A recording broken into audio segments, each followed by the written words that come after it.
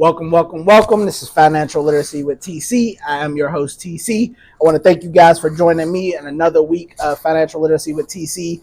As I always say, you have so many options of podcasts that you can listen to, so I'm always appreciative when you guys choose to listen to mine. Today, we have a very special guest. If you can't tell, we are on location. We are here at Robinson Mall, located at a store called Nabakindo. It is owned and occupied by Phillip Gbee, and we are here at Robinson Mall. For those who aren't familiar with this mall, he is one of 3 black businesses that occupy a space in this mall, and that's a pretty big deal because we are in a time where there's not a ton of black businesses occupying spaces in malls lately, especially in the Pittsburgh area. But that being said, before I give Phillip an opportunity to talk about himself and say who he is and what he does and give us a brief education on Nabakindo, I just want to give you guys some feedback and some background on who he is. He's somebody who I've recently met this year. He's now one of the people that I look up to. He is a father. He has 3 children. Yes. 3. Oh, I got that right. Yes. Sometimes I have to count myself. Like, ooh. Yeah. 3 children, beautiful wife, God-fearing man. He's definitely, I'm excited to have him on because he also has a background in finance. Before he got this beautiful store and this beautiful location, he was previously a vice president for business banking for PNC. Before that, he was a program director for CareerLink, and he also he's only been in Pittsburgh for about 3-4 years, coming from Memphis. But because I want to make sure we do justice to his ancestry, his culture, I'm going to let him tell you guys where he's from originally. And then outside of that, man, Phillip, man, I just want to thank you for joining me, brother. You're somebody, I'm a fan. So for you to be able to take the time, man. Likewise, brother. Likewise, for sure. So yeah, if you could just go ahead and let people know where you originate from, and then talk about your transition to Memphis, and then let them know how you I don't want to say migrated, but popped up here. For sure. Hey, thank you, everybody. Financial Literacy with TC is an amazing show, amazing platform that Tyler has been doing, and I'm a fan as well. I'm already subscribed, so as he mentioned, make sure to hit the subscribe button because that's how places like this. That's how they grow. That's how different conversations continue to be cultivated across the board. Yes. And it's always great to celebrate and enhance those of us in the community that are doing amazing things. So thank you to Tyler for that. Appreciate it. Thank you for having me on, brother. Thank you. Yes, as he mentioned, I'm originally from Juba, South Sudan, and Kakata, Liberia. I like to call myself like a mixed African because my father being from Juba, South Sudan, and my mother being from Monrovia, Liberia. When the war started in South Sudan, my father moved to Liberia. That's how he met my mom. But then another civil war started in this new country, Liberia. And my father and my mother, they 2 amazing people, along with the rest of my family, picked up our roots and exited out, living sometimes in refugee camps in Guinea, living in the jungles of Liberia, but eventually finding our way here to the United States in Memphis, Tennessee. I came to America when I was 9 years old, and Memphis is my American home, and I appreciate them. The M, as we call it, dope place to be. I'm learning the jargon. Oh yeah.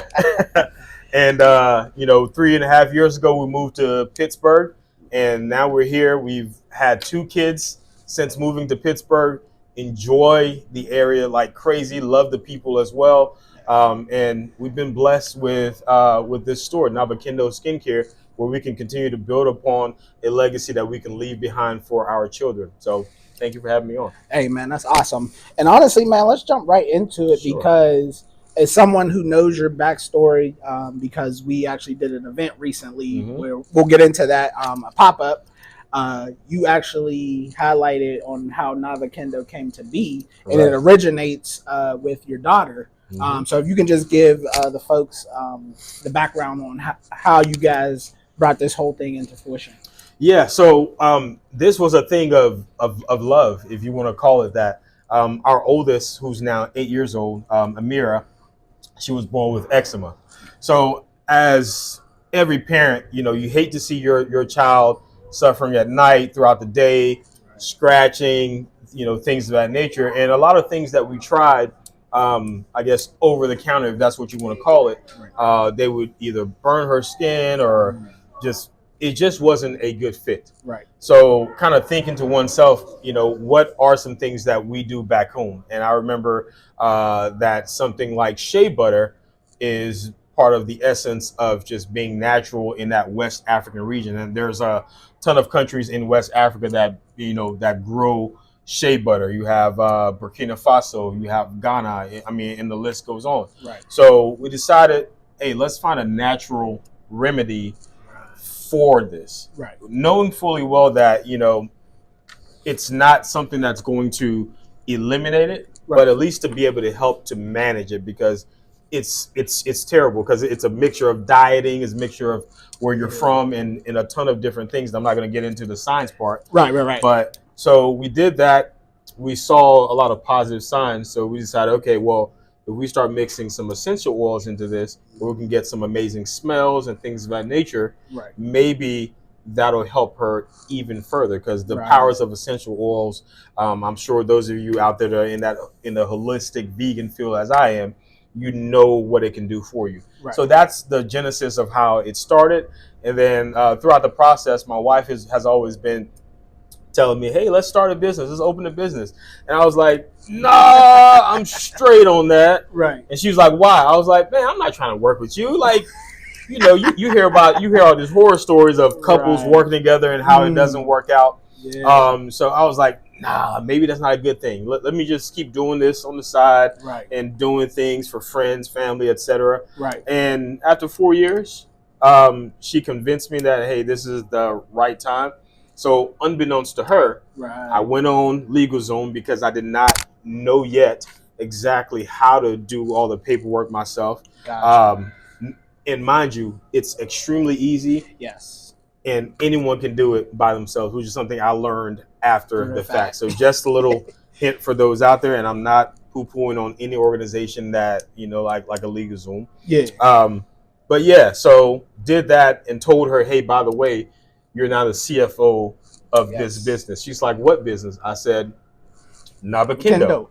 She's like, where'd that name come from? I'm like, well, 2 names really, and this kind of goes back to my roots of being from South Sudan. I'm from the Azande tribe. Yes. In Azande, the word Nakindo, Nakindo, it means queen.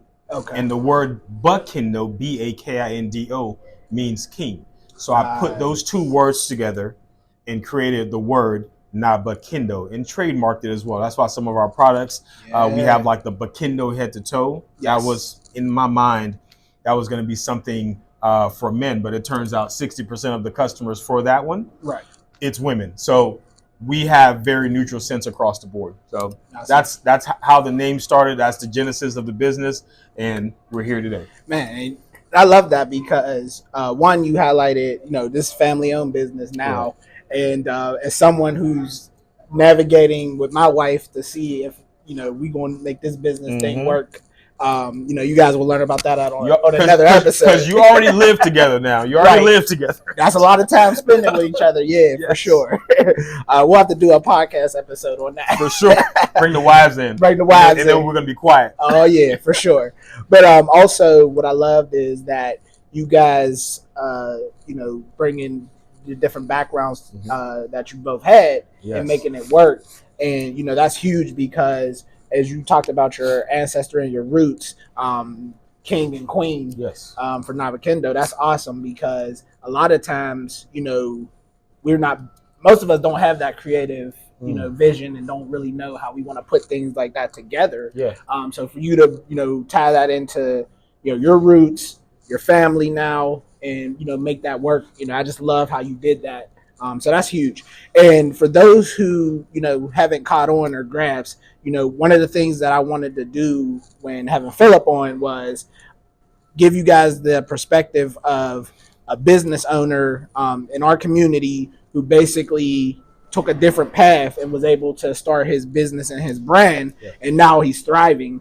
So that's kind of what the topic of this podcast is going to be: is Phillip giving his personal testimony, trials and tribulations, and it's unique to him, but it's also if you can relate to experience where you've moved from, if it's not another country, another city, and then you don't have access to all the resources, or you don't know of the resources. Still learning. So I kind of wanted to highlight that because that's something I took from. I was like, man, can I imagine myself moving to another country, another city, and being able to build a business, build a brand with very little resources, very little family support, things that just come along with struggles when you move. So. Yeah.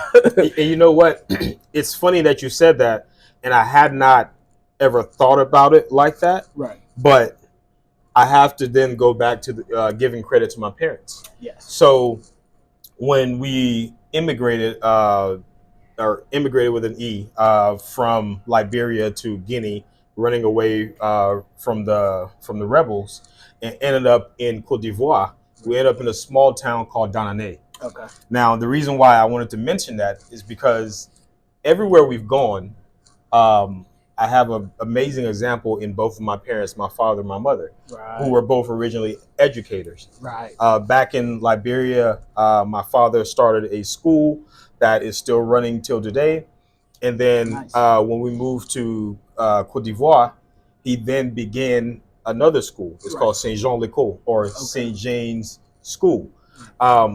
In that school, my parents, along with other educators that were now displaced refugees, they would teach things such as agriculture, English, social studies, science, even home ec, because they realized that there was a need in that community of individuals who are now displaced, whether regardless of the age, young, old, etc., that things have been taken away from them. Right. So as refugees to that new country, I watched them have to kind of be dropped off somewhere new and have to restart. So it's amazing that you draw that sort of a parallel to that, and it's something that I had never thought about. Oh, sorry, I hit the mic. I apologize. But it's something that I never thought about with myself in moving from Memphis, where kind of had a good solid footing. Now living in Pittsburgh and having to really restart all across the board, meeting new people, making friends, making connections, networking, and truly growing again with a new community. So it's amazing that you pointed that out. Absolutely, because and the reason why I did, because that's a powerful why. When we talk about starting a business, a lot of people think, oh, just because this is a niche, or this is oh, there's nobody doing this, or no, people need something that they can believe in and be passionate about and inspired by. So I just always, when I heard your story and heard you tell it, I'm like, wow, that's a powerful why, and that's what gets people to make purchases. It's not always oh, how are you different from this, or how are you different from that. What can you appeal to from my humanity side? And I think you highlight that very well. And sometimes I think small business owners, that gets lost in the sauce because they think, oh, nobody's doing this, or no, there has to be a powerful why behind a lot of things, and that's how some of the most successful businesses grow, because they have a huge why.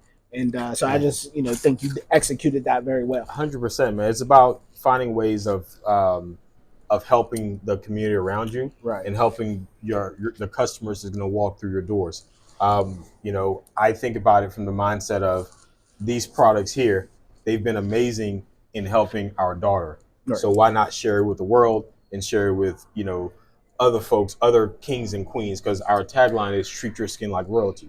So we want people to be able to experience the same thing. And you have the little crown. Exactly. That makes sense. That we experience on a daily basis. And speaking of that little crown, it's about all the little pieces, the attention to detail in your branding, your marketing, even the manner in which we have now started spelling skincare. It's SKINK with that NK in the middle, representing Nabakindo with the crown on top. Nice. So just doing those types of things, even to the naming of the products too. Absolutely. So actually, let's dive into some of the products. So I just want to read a brief, and I'm gonna do it because Go ahead.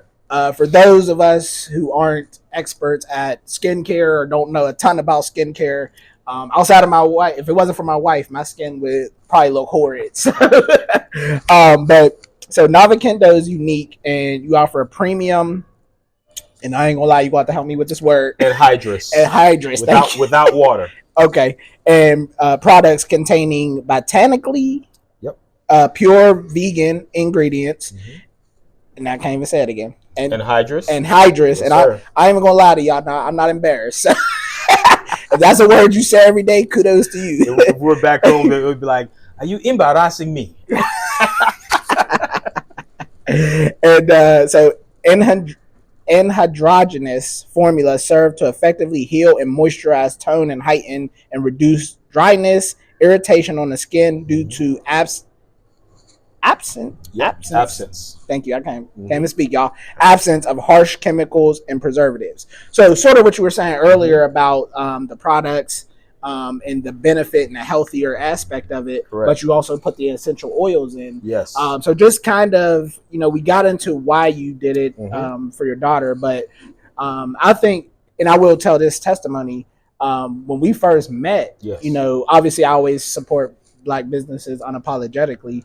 But what I loved about how you approached, or I guess I approached you, we approached each other. Yes, sir.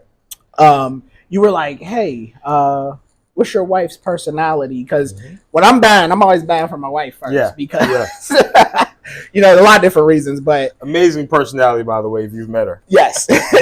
Budgeting while married. Yeah. Check out the episode. You'll know why. And, so I just told you a little bit about her personality. And you were able to guide me and direct me to a product that was specific to her and kind of matched with, and I kind of just want you to give a little insight on how you were able to do that.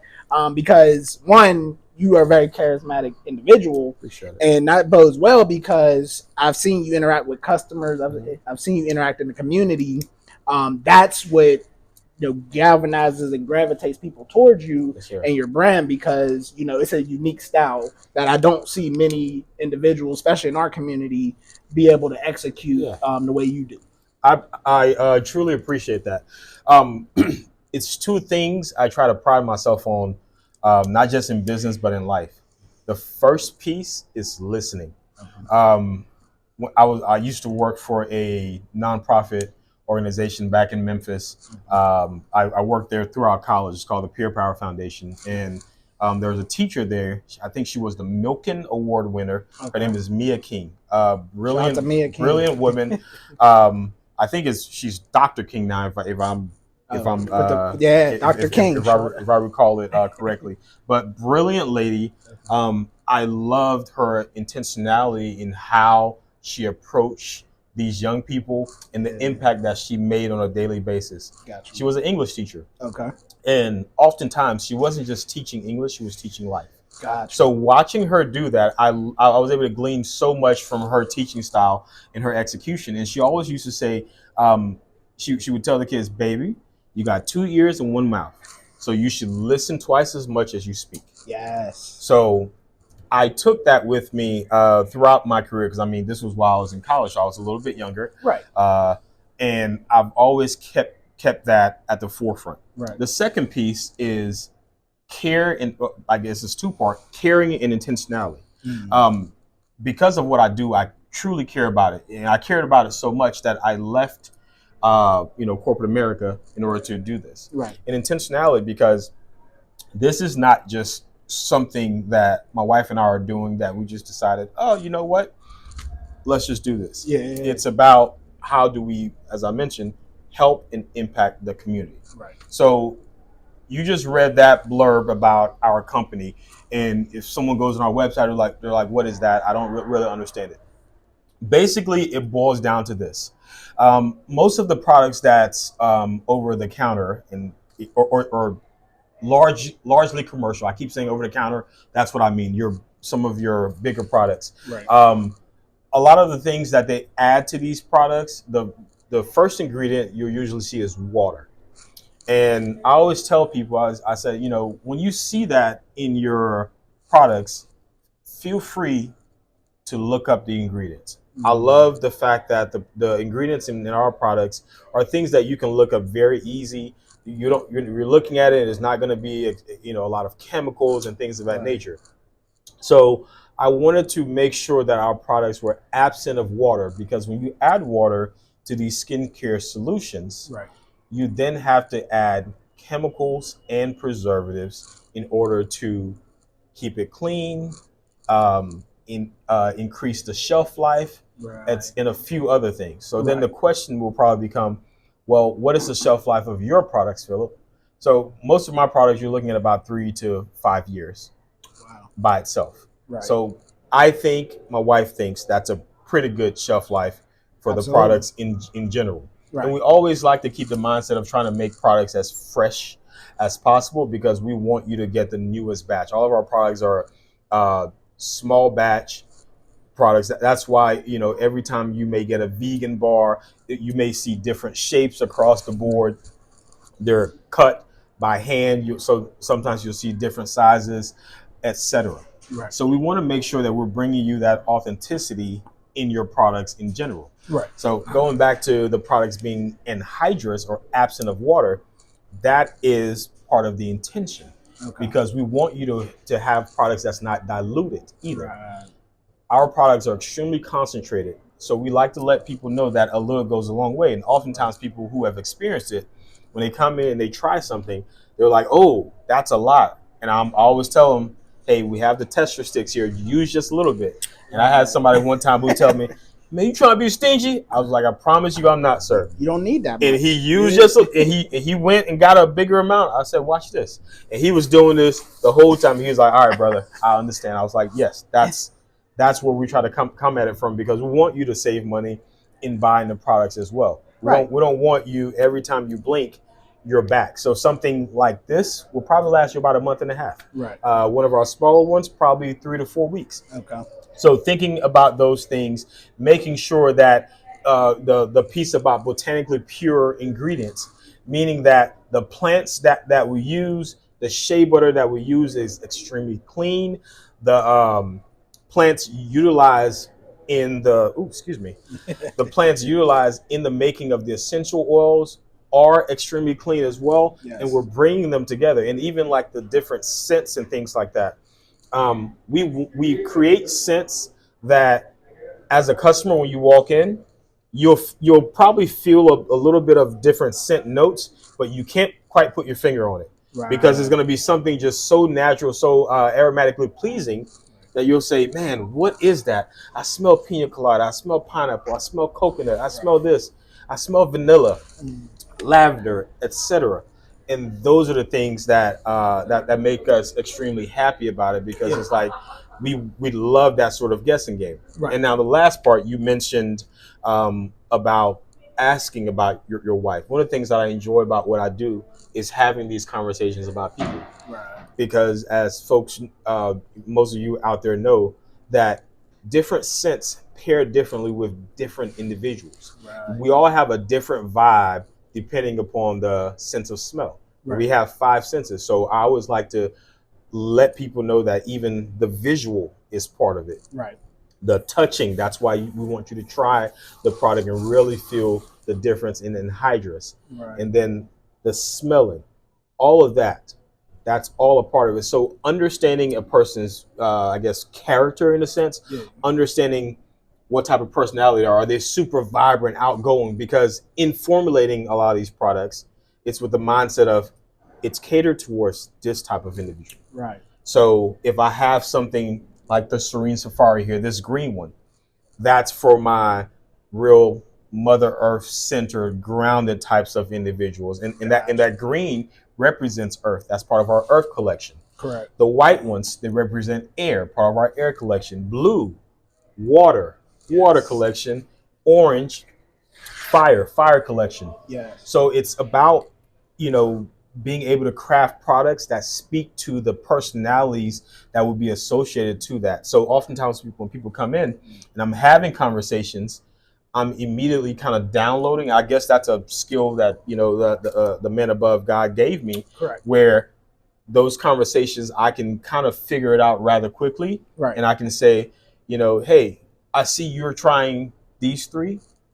Maybe this one is more you. And they're like, how do you know? I'm like, just having a conversation with you, right. I got a sense of your personality, and I figured you probably veer more towards this side. Absolutely. So that's where that type of thing comes from. No, and honestly, that's what I loved, and you eloquently said that because, and I've been to places like Bath and Body Works, some of these other places where you can get skincare products, and to me, the transparency and the authenticity is what really stood out to me about you. At the time, I didn't tell you this; this is my first time mentioning it, but I didn't feel being sold to. I really felt like there was a genuine, hey, you know what? Let me educate you on the product, but while doing so, you know, let me give you, tell me about your wife and tell me about some of her personality, and I can guide you based on what I hear you saying to pick something that's going to fit, you know, who she is. Yes. So long story short, I get home, hey babe, I bought you something. Sure enough, she smelled it, or I think I got a couple things. So, body lotion, and you know, she was like, "Oh my god," and enjoyed it. So, and I was so blown away because I'm like, when I go get my wife something, I like for the individual to be able to guide me. Like, I know what she like, but you know, I'm not the most. I got you. I'm not the most good at identifying what type of scents, and like in my mind, my nose is broken or I'm colorblind. So like I know the type of stuff she likes, but I don't really, give me that one. So that's what I say all that to say. You have a unique skill and you really demonstrated it. And for those who haven't been to Nabakindo at Robinson Mall, definitely get here so you can meet Phillip and then also, you know, get the best product that makes sense for you, your wife, or is perfect gifts. Yeah. And, you know, it's not just about, as you mentioned, it's not just about selling. Right. One of the things that I really enjoy about this is about being able to show people that, oh, this actually works. This is not a gimmick. So I'll have someone come in, like I think a week and a half ago, I had a guy come in. He mentioned he's tried so many different products, so many different types of shea butters and this and that, and nothing has ever worked. Right. Why should he try this now? And he was with his wife, and his wife was telling him, no, honey, come in and try it out. Right. So I told him, okay, I understand where you're coming from. Do this. How long are you guys going to be in the mall today? He said, probably a couple of hours. I said, all right, try, like, figure out your scent. And I've worked with him, and we figured out something that I knew he would like. Right. I said, go ahead and rub it on. I'm like, which areas is usually affected on you? He said, my legs. I said, pull your pant leg up. Let's get that in. Gotcha. He did it. I said, now, be on your way. Go walk around the mall. Go finish shopping. And I guarantee you'll be back. Nothing. He did. And in about 30 minutes, he was back. He was like, man, this is the softest, most, you know, softest feeling I've ever had. Right. My skin doesn't feel like it's trying to break. And this is really, he's like, I don't need an hour. I don't need an hour and a half. This is amazing. Right. And then his wife went over to our facial care aisle, and she's looking around. She's like, what about this? What about that? And so I start telling her about the different benefits, even like the anti-aging elixir. And she's like, but I'm 28. I don't need it. I was like, well, really, you need to start doing that a little bit after 25 because that's, you know, your body has already started aging despite you not really feeling like it. Right. And I know some of us that's, you know, above 30. Black don't crack. That's this morning. This morning, like, man. You still need to take care of I got yourself. up, I'm getting ready. I messed around, turned to the left too quick, and my neck cracked. And I was like, what is going on? So, and I'm in my 30s as well. So these are just, you know, little things that I love about not selling. I just like to educate, like to let folks know what we have. And I always say, try it. Right. You try it, you know, the proof is in the pudding. Absolutely. And no, honestly, and that's why we're taking the time to have this conversation, because when we're talking for our business owners out there who are watching, think about some of the things that you started for your business, or things that you, or a business that you may be wanting to develop, um, being able to have a product that you're passionate about, that has a clear message and a clear benefit, clear features, is something that I think sometimes gets missed or is not emphasized enough. And I think Phillip has done a great job making sure he does his due diligence. Let's get into your and daughter. my wife. And my wife. I'm sorry. Yes, do not. I gotta make sure to keep adding that. Absolutely, absolutely. And I do not want to these backgrounds. My wife is an internal auditor, accountant. Yes. So she definitely helps to cross the T's and dot the I's on so many things that that kind of is more of an extrovert. Absolutely is not going to be thinking about. So for sure. We did not want to, because it's a family-owned business. Yes, sir. It takes a wife that can be able to hold it down, taking care of the family, still run the business, and do everything she does. So she deserves a ton of acknowledgement and credit. So we will make sure we do that. But to continue to speak about the family. I follow you and your daughter on TikTok. Yep. And most recently, you guys did a TikTok where you were. I'm not sure if you were here. You may have been here. We were. Okay. Over there standing. Okay, gotcha. And you guys were showing how you make the products. Yes. And I just wanted to see if you can touch on that a little bit, because it was great to see your daughter involved, because obviously, she's what inspired. She's got to earn her paycheck, people. Yeah. And we're about to get into something exciting after he tells us. I mean that literally. So the purpose of this business, along with, being able to help the community and provide these amazing products. We're all about building long-term generational wealth. Yes. And you want to you want to put yourself in a position where you can make money while you are asleep. Yes. Having a company, having your website set up, having your social media presence taken care of, that's putting yourself in that position. And now, how does it affect not just my oldest daughter, who was able to help me, but my 3-year-old daughter and my 11-month-old son? This business is theirs. Yes. It's not mine. My job as a father, as a parent, as the covering for them, is to work for them. I get up and when I come to work, they know that they're my boss. I'm working for them. I'm working to ensure that when I leave this earth, that whatever day that is that God calls me, that I'm leaving them something tangible. Yes. But not just leaving them the assets, teaching them how to run it and how to run it properly. Absolutely. So I've been around at an early age. Yes. Too. Wow. I've been blessed to be around several amazing mentors and individuals throughout my life. So I've had a front row seat in terms of how they operate businesses, how they, set things up for their children. Right. So, I was with an organization called Memphis Gridiron Ministries back in Memphis. They use football as a way of helping young men to just learn how to be amazing young people throughout their lives.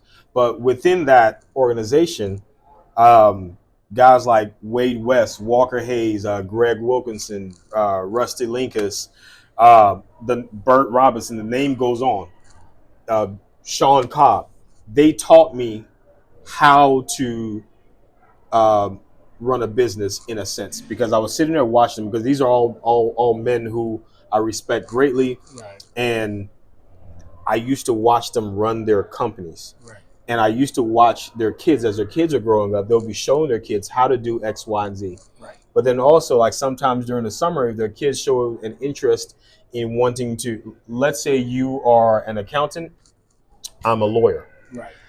And you want to show your kid the business of accounting, but your kid decides, hey, you know what, Dad, I'm interested in learning about being a lawyer.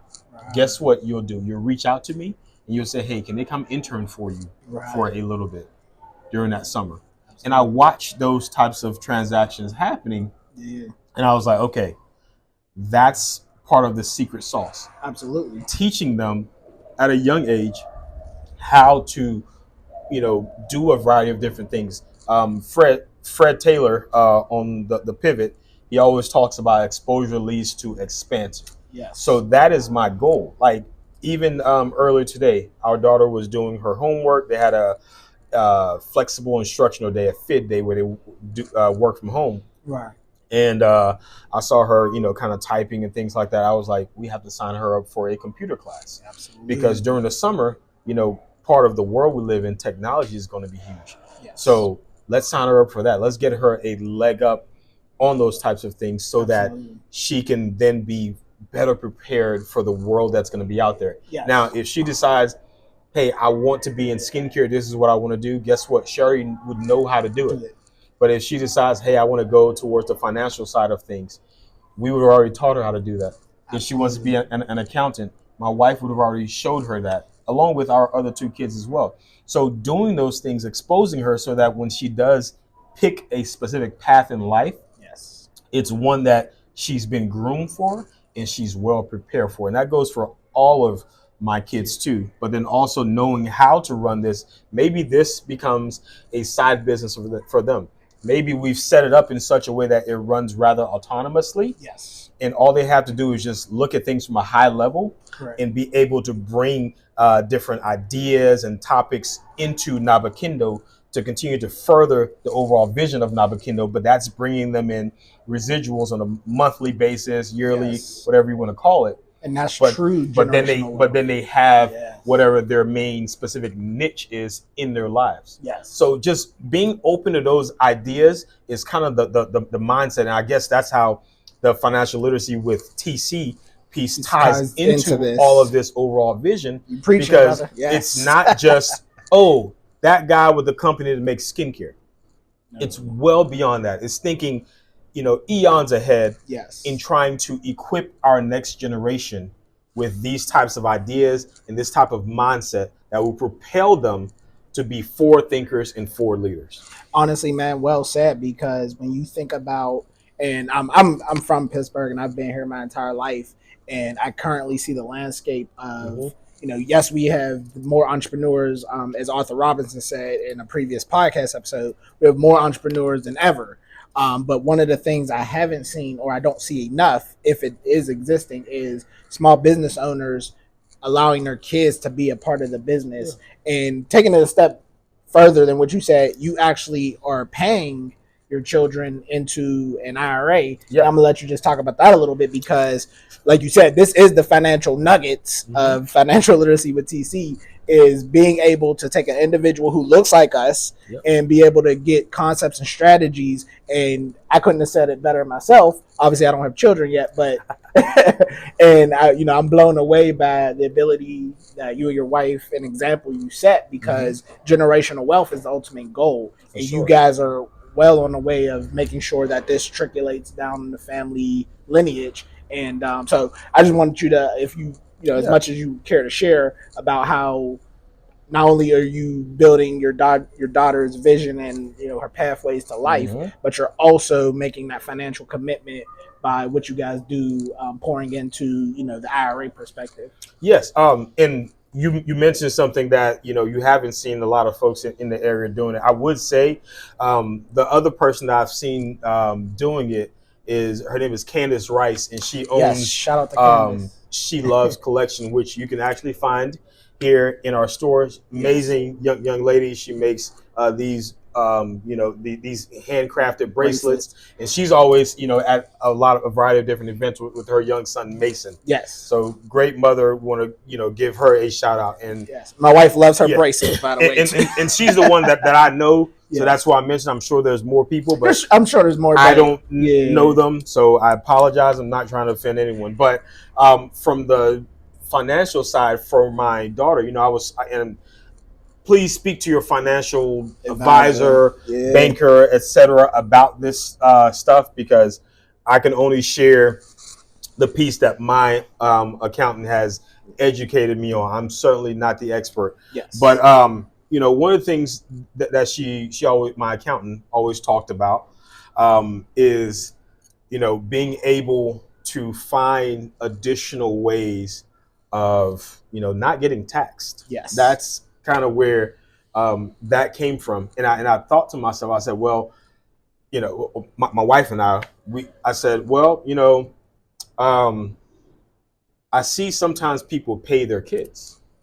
How do we do that instead of just, oh, here's $20, here's $50 Right. for doing X, Y, and Z? So oftentimes, if you come to the store on the weekend and things like that, you'll see our kids here, or if you follow us on social media at Nabakindo Skincare for all the different platforms, Yes. you'll see our kids featured on those things, because that way, one, it allows me to say, hey, my child is set up as an employee for my business. Yes. And we are an S Corp, by the way, if that helps anyone out. We originally were an LLC, but as we begin to continuously grow, Yes. we switched over to an S Corp. Yeah. But paying our child, and I think you can pay up to either $6,000 or $7,000 into an IRA per year. Yeah, Correct. per year for kids under, I think, 18 or something like that. Correct. So that's what we try to do. Try to max it out so that they have money later on. Additionally, getting something called IUL, Index Universal Life Insurance. So getting those types of things and pouring into it for your kids would be helpful. And then having them on payroll. By having them on payroll, I think the number just went up in 2024, 2023, yep, to where it's like $13,500. You can pay them up to that amount. Correct. And these are all things, and forgive me if I say incorrectly, these are all things that from a tax standpoint, it reduces your tax liability. Yes. Meaning that this is money, this is funds that you will not have to pay back. Taxes. Yep. Or you will not have to pay taxes on. Sorry. Yep. So by sort of just delving into the financial side and asking myself, well, what are some things I can do? I can go buy this asset, buy that, and that might be a write-off. But what about the asset at home? Correct. What about my 3 children that I say I'm working hard for, that I'm trying to enhance their financial future? Yes. So that's where that mindset sort of came from. This is not something I was born with. As you mentioned, I'm a first generation American in this country. So these are not things that I knew. And most of it I started learning probably at age 25, 26, right. Like a little bit after college. Right. So just delving deep into that and trying to figure out as a business owner, or even if you're not a business owner, what are some things you can do to enhance the financial future of yourself and that of your children? Sometimes it can be as little as putting aside $25, $50. Correct. A lot of you go to all these different places for lunch, breakfast, coffee. You can step away from that for 1 or 2 days and take that money and say, you know what, I go here 5 days a week. How about you go 3 days a week, and the 2 days you don't go, those are that $10 for that month, that's $20 a week or $80 per month. Yes. That now you're putting it away for your child. Yes. Just doing those types of things there to enhance not just your future, but the future of your child. Because I know, oftentimes in our communities too, one of the things that I've seen happen, I know it's not constant for every household, but when that child becomes 18, it's kind of like, okay, you're on your own now. Right. But have we equipped them to fully be on their own? Themselves. Correct. We have not a lot of times. Right. But by doing these little things here and putting everything in place, we can now, when we send them out of our houses, we can now say, you know what? I'm confident that this person at least has a bigger leg up on life than I did. And that's what I'm continuously trying to do along with my wife. We're trying to ensure that whatever path we were on when we, exited college, that our kids, when they start life, if we were here, our kids are here. Let's propel them further than what we were so that they can end up here. And then the next generation, and they can come back and say, you know what? It started with dad moving to the United States. It started with mom and dad creating a foundational piece called Nabakindo Skincare. Yes. It started with them making sure I have an IUL that I can now borrow money from, that I don't have to pay back, or they have an IRA set up for me, and have all these different things here. Right. It started with that. So one of the challenges I always tell people is, what's it started with, right, for your family, for your kids, and for that next generation, and to make sure we're doing those things. And I love the way you said that, because one of the things I always keep in the forefront of my mind, it's not about the money you make. Yeah. Money comes and goes. We all know that, but it's about the money you keep and how you are able to leverage it. Yes, sir.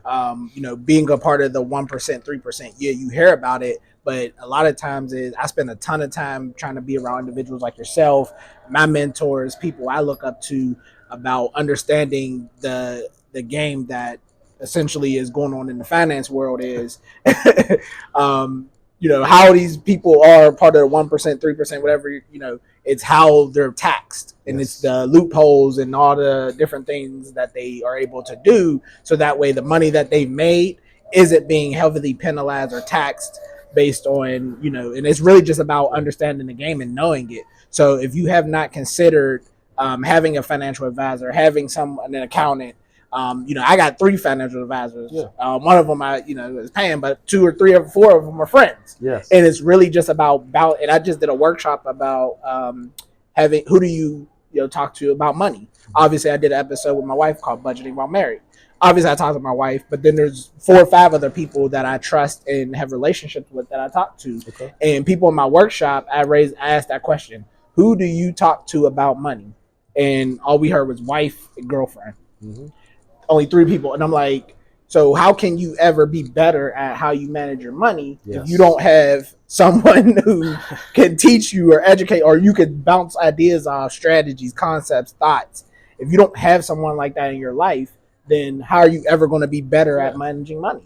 And, it's a game of assets. Correct. And you have to eventually learn to trust someone. And I think, in our society, we don't, our community, we don't do that as much, because a lot of people, you get burned. Rightfully so, right? Yeah, you get burned. They've now been everybody's burned. So they automatically assume that, hey, everybody's like this. So I always, say, hey, at least try to find 1 or 2 people that you can bounce ideas off of, because that way you get differing opinions or differing mindsets that you take the key pieces of information, and now you formulate your own that works for your family, your life. It's about adaptation. Correct. At the end of the day. For sure. And at the very least, wherever you keep your money at, the financial institution you bank at, make that person, if all your institution, and I always say this, if all your institution does is hold your money, you're doing yourself a disservice by banking there, or because the goal is for you to have a relationship with somebody that can elevate your money, help you make more money. Like, that's the whole purpose of the institution. Yeah. A wall safe can hold your money. Yep. A little lockbox fireproof can hold your money.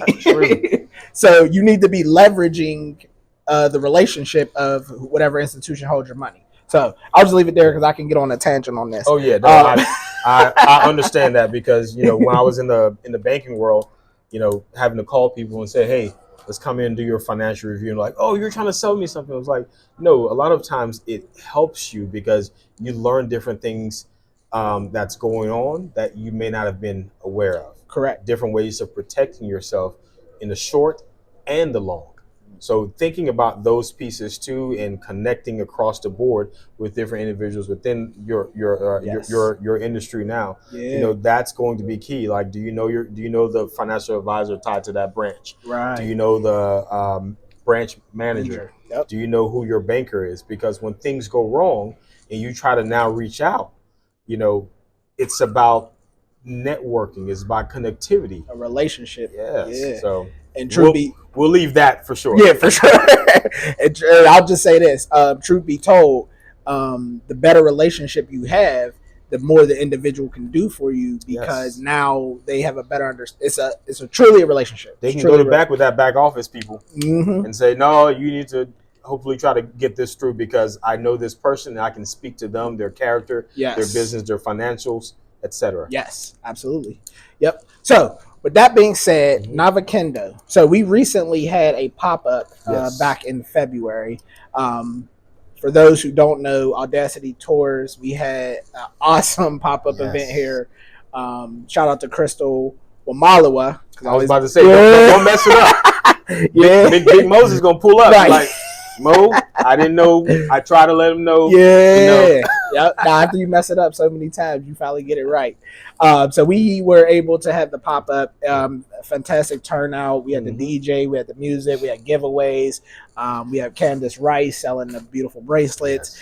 I just wanted to get your perspective because I know me and Crystal, when we did the Audacity Tours episode on the podcast, we really gave our perspective. Yeah. But because you were so gracious and kind to host it, I wanted to make sure we got your perspective because we definitely want to do it again. Yes. It was amazing turnout, and it set the groundwork for her organization and how, every other city is going to try to emulate what we did. Yeah. And I think April 12th, actually, this weekend, is the one in Richmond where their pop-up is going on. Get your tickets. Yeah, get your tickets. So, all that being said, I was the gracious host. I loved it. The space was beautiful. Shout out to Chef Mike. He had some terrific food. But I just wanted to get your take on, how you thought the pop-up went. No, the pop-up was truly beautiful, truly amazing. And I was telling you prior to us starting the show, the manner in which I met Crystal. Prior to the pop-up, Crystal and I had only met 3 weeks prior. She walked out of the elevator. I'm sitting here in this exact same seat. I see her with her beautiful family, and I see them kind of look up. And this is a weird thing. I don't know if everyone from Africa kind of does it. Yeah. I know I certainly do, and a lot of people around me certainly do. It's like when you see other Africans, you don't have to speak to them. We sort of usually know that person is African. I don't know if it's how we look. If we got a quiet scent about us that the ancestors come in, but I sort of just usually know. I'm like, oh, that person's African. Like, I'll be out with my wife and I'll tell her, and she's like, how do you know? I was like, watch this. And the person walked by, and I'll speak to them, and they'll be like, where are you from? I'm like, I'm from South Sudan in Kakata, Liberia. And then we'll start talking, and they're like, okay. Like, it's just something that we know. But anyways, I just figured that her family, they had something to do with that. And it turns out her husband is from Kenya. Yep. But she comes in eventually. She and I started talking. She shared about what Audacity is. I was stricken. I was like, man, that sounds fantastic. What are you guys doing to promote it? Not thinking about a pop-up in any way, shape, or form. She's like, well, I'm sort of new to Pittsburgh. And I'm like, I remember that feeling. I remember how that is. Yep. And I'm always trying to think about, well, how can I help someone else? Because as business owners, as people in general, me personally, I believe that it is part of our goal and our mission to be able to just help each other to grow. Yeah. So she mentioned that Audacity, what they're doing, what you guys are doing is, trying to go around, highlight different Black businesses, big up them, and then she shared her amazing vision. So I just said, hey, how about we do something here? And she's like, when? I was like, how early can we get it together? Right. And she gave me a date, which happened to be 3 weeks away. I said, okay, let's figure it out. Right. Texting, calling each other and whatnot. Next thing you know, we have this amazing event with a huge turnout. Yes. We had the DJ who came. I was about to say Chef Theo. DJ Theo, who came from the DMV area, along with a lot of her friends, a lot of our people, and whatnot. Deer Creek Winery. Yeah, Deer Creek Winery. It was just an amazing event, an amazing turnout, and we were able to just have a good time. We were able to show the mall specifically, what it looks like when amazing Black minds come together to start something, to share something, and to put on, as we like to say, to put on something just amazing and beautiful. And the folks that were here, we had a variety of different individuals. We had lawyers, doctors. Yes. It looked like an episode of Different World because it was just Black excellence across the board. We, line dance, had the dances going all on. That. Yeah. So I have nothing but amazing things to say about it. And in the future, there are other organizations that want to partner on an event. we're certainly excited to do it. And I'm sure Crystal and the beautiful folks at Audacity are open to doing those things as well. Absolutely. But however I can help any other business out or any other individual, I'm always open to do so. My wife and I are. So I know we're new to the Pittsburgh area, so we're all, just feel free to reach out to us. Our contact is very easy to find. Just, go to any of our Nabakindo pages or just Google Nabakindo, and our information is on there. And we're more than happy to partner with you if those things align. We'll go ahead and do something. Or you could just come to April 17th.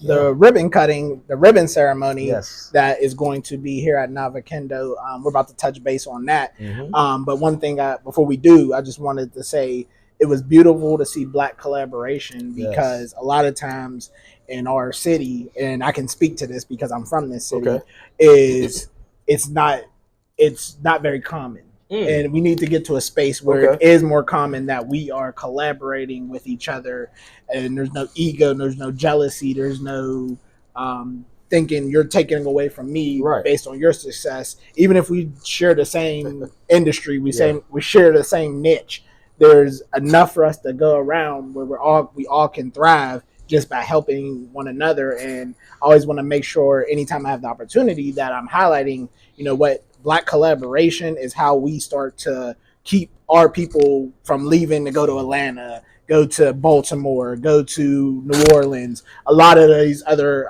cities where it's more predominantly Black.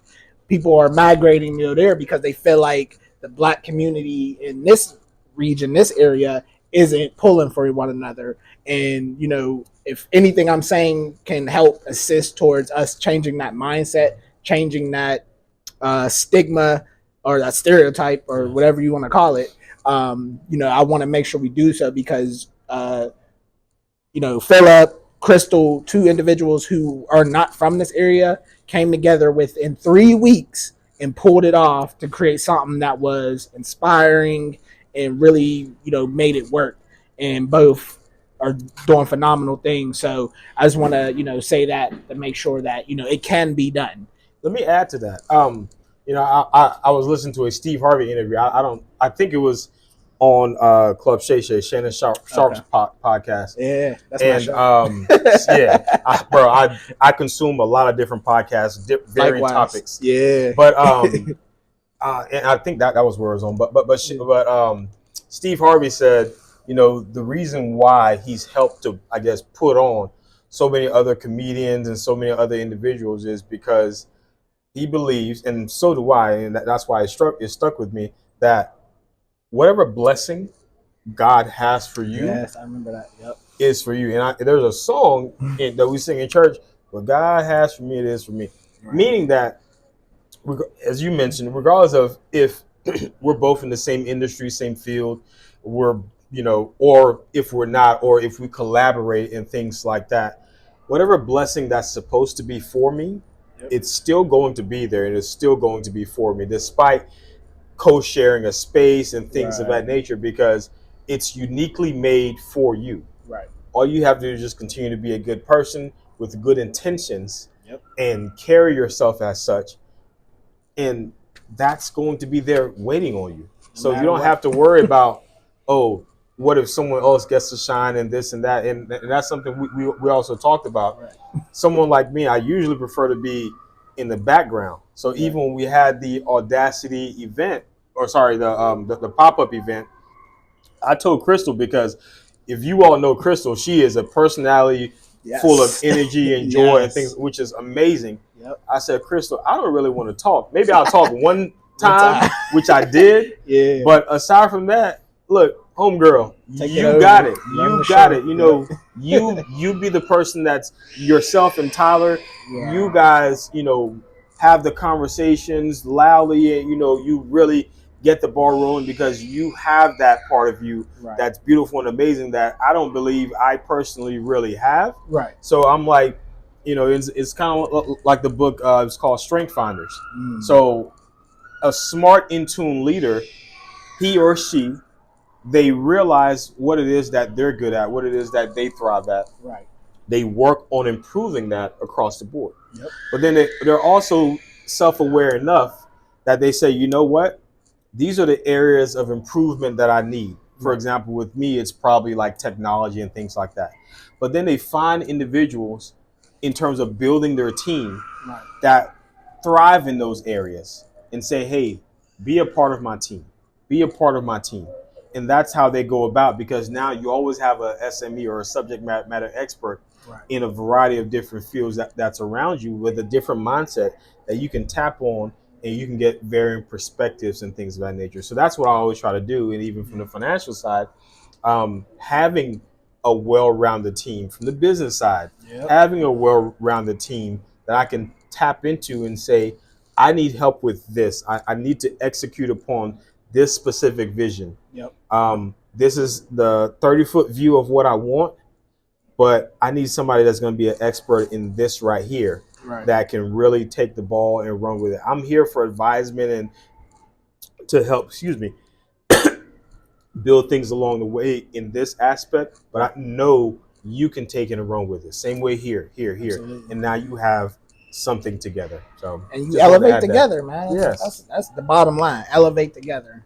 Because honestly, success, ask whoever you look up to who has the level of success you want or value or cherish, I promise you they did not do it by themselves. So no. So yeah, let's get into the ribbon ceremony. Yes, sir. April 17th. From 4 to 6. Okay. It's going to be here. So we recently joined the Greater Pittsburgh Airport Area Chamber of Commerce. Yes, congratulations. Ooh, I'm glad I said that, because that's a mouthful. Right. As you see right here. Yes. I don't know if the camera can see that, but if it can, that's all right. So Christopher Heck, he's the director over there. I hope that's the correct title. Excuse me, Christopher, that is the incorrect title. Right. But he's the head honcho over there. I had a lady come in. Her name is Tiffany Wallenchuk, who ended up being my ambassador. Oh, okay. She came in just to shop, and we started talking about sports, about life. And she mentioned, you're part of the chamber. And I remember back home in Memphis, our chamber is large. And I was like, oh, you guys have a chamber around here? And she said, yes, you should definitely partake. Gave me the contact information. So the next day, I gave them a call. Right. And it turned out that Chris, the director, was the one who picked up the phone, because everyone else had left for the day. He and I had an amazing conversation. So a couple of days later, I show up, get a tour of the chamber, learn about it. And I said, hey, I would love to become a part. Right. So we did.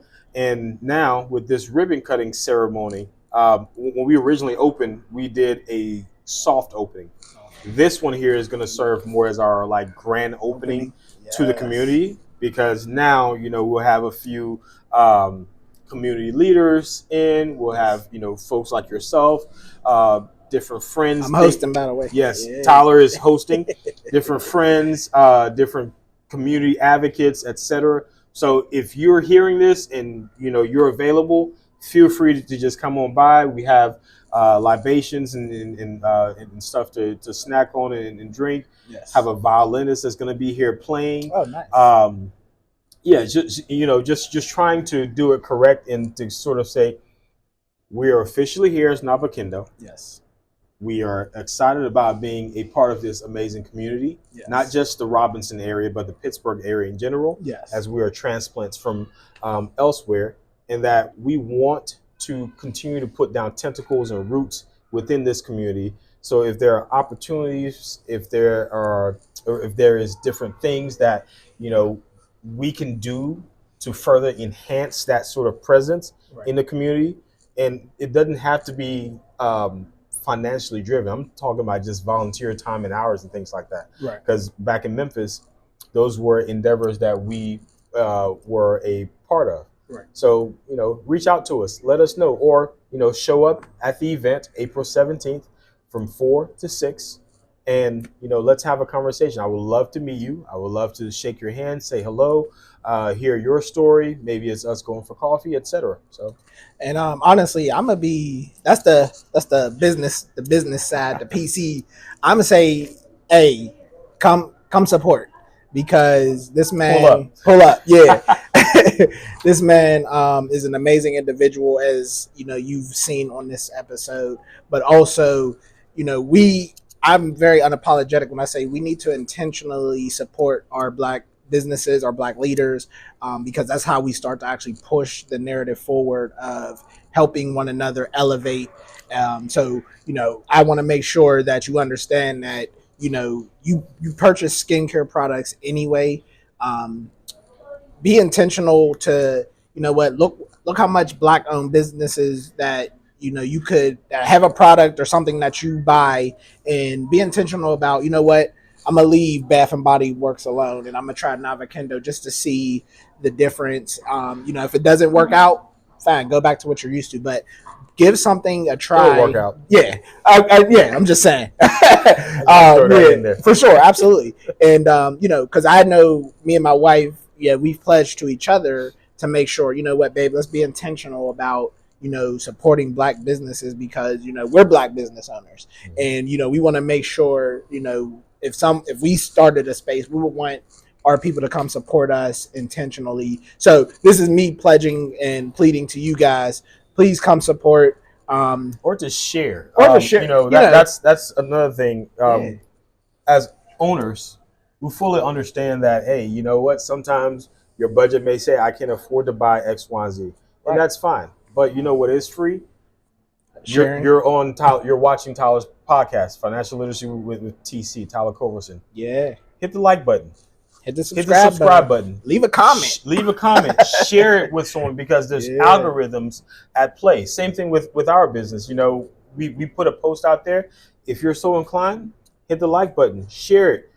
Just those different things there, because by doing so, you don't realize how helpful it is to a small business, because it now takes whatever form that business has, and Absolutely. It puts it on your platform. So now the algorithms start kind of shifting out. Absolutely. And it puts our stuff in front of other people that we would not have known about. Exactly. So just those little things like that goes a long way. It goes a long way, because you're already going to be liking and sharing and scrolling on a variety of different platforms of places that you don't even know who the owner is. Yes. Here, you know exactly who the owner is.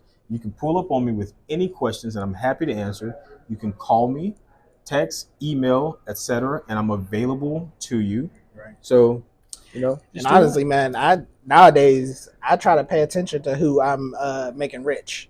Because how many times have you supported a business and then you come to find out they racist, or they, I ain't even gonna get into it, but you start learning about some of these things you spend your hard-earned money for, and then you get the backstory of the people running the company, and now you think it twice. So at all of our events, usually my family's here if it lines up for the kids and whatnot. So you get a chance to see the nitty gritty, to be around us. So it's not something that, they're hiding this. I'm like, I got nothing to hide.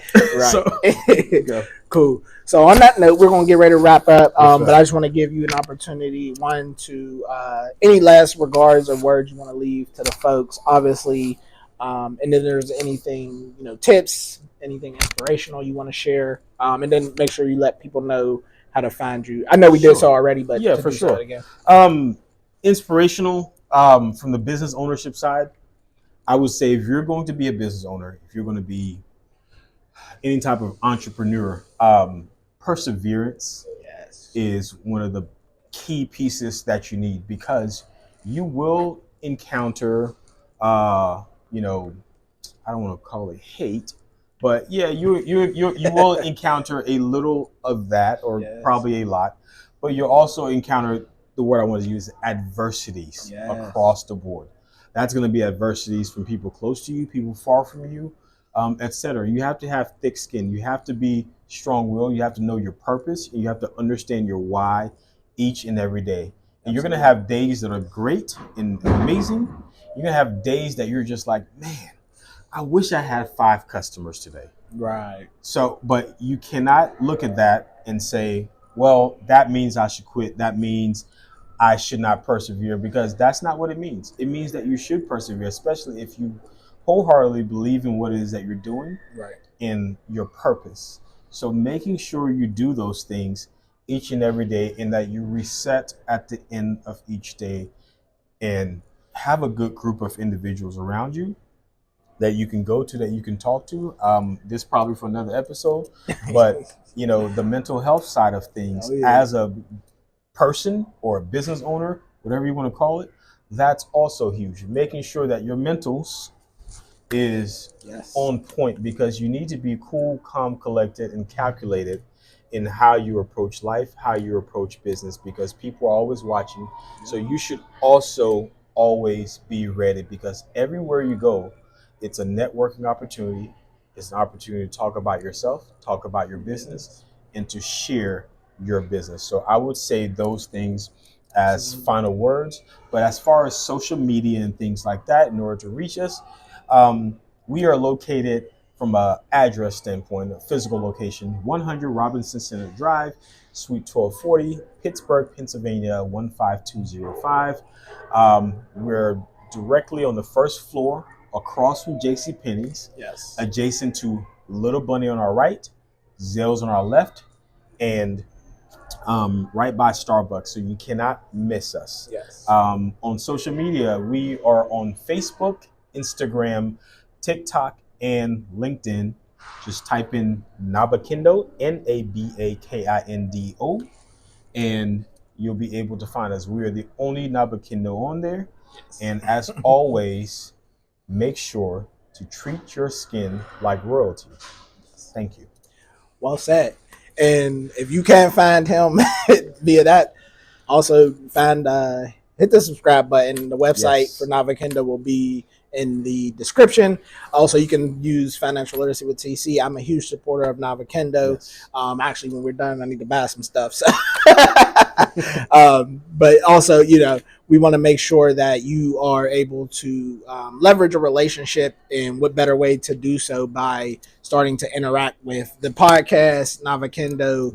I've messaged businesses and on Facebook, Google, and a lot of times businesses will reply just to say thank you for your support. So, if you're not someone who interacts, and I hope you're not an individual who just interacts just to leave bad messages and troll and get clout, all that stuff. And still, God bless you if you are. Yeah, I mean, thank you for the attention. For sure. Yeah, I mean, that's the space we operate in. But yeah, so do so intentionally, and we want to show appreciation. Again, thank you guys for joining us. This is Financial Literacy with TC. We are going to continue to bring you excellent episodes, different business owners. Again, for those who don't understand why this podcast exists, is because we want to see Black representation in the financial spaces. What better way to have our representation be highlighted and shown by individuals who are already living in their purpose, bringing financial literacy, bringing financial topics to you, and they are also business owners, successful executive directors, you name the field, and we have someone who's successful who looks like us. And with all that being said, if you are a business owner who wants to get on the podcast, please follow me, like me, and interact with me. And I definitely want to have more of our people on. Why are we so comfortable looking outside of our community when we're talking about everything financial, when we can look right in our own community and have our representation be highlighted, especially locally for the Pittsburgh area, because there's so many people doing phenomenal things with so much success. When we talk about wealth, you name it, we got people doing it. So with all that being said, thank you guys for joining us, and I'll see you next week. All right. Thank you. Nice.